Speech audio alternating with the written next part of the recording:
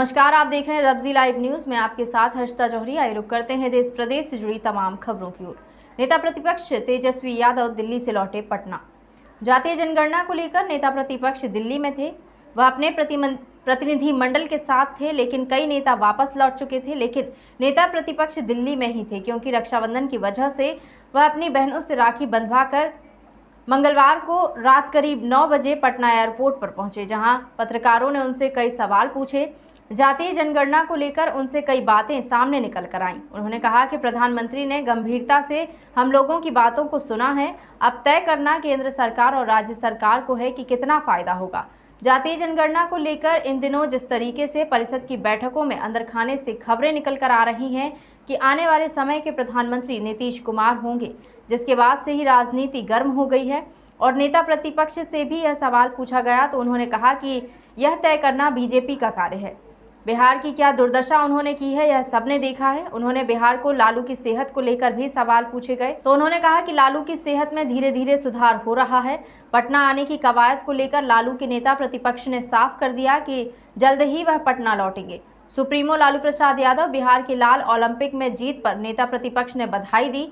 बिहार में खेल को लेकर भी नेता प्रतिपक्ष ने चिंता जताई और कहा कि बिहार में खेल पूरी तरह से चौपट है, बर्बाद हो चुका है। बिहार के लोग जाएं और गोल्ड मेडल जीत कर आएं। नहीं, उस समय तो हम लोग कही थे कि प्रधानमंत्री जी को अब अपना काम करना है। बाकी हम लोगों ने अपना काम किया है।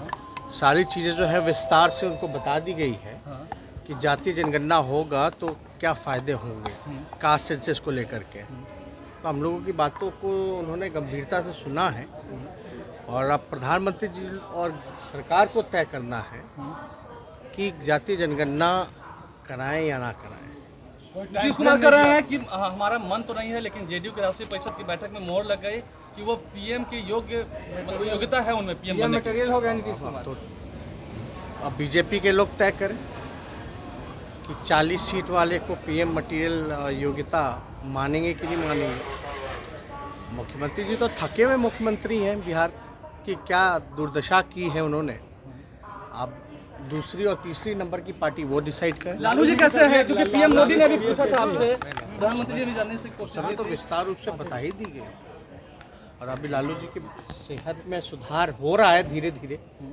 और अभी तो आप देखे हुए कि कल जन्माष्टमी भी था, हमारी जो बहन रहती है उनके यहाँ मनाया गया, तो वहाँ भी वो गए थे। कब तक आने की उम्मीद है?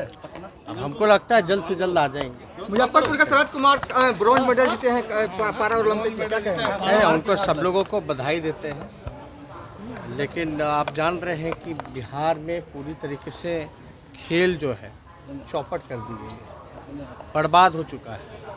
हम लोग भी चाहते हैं कि बिहार का लोग जाए, गोल्ड मेडल ओलंपिक्स में जीत कर के आए, लेकिन बिहार में कोई ऐसी इंफ्रास्ट्रक्चर है ही नहीं। और सरकार जो है खेल कूद को लेकर के गंभीर है ही नहीं और कोई दूरदृष्टि है ही नहीं। Thank you.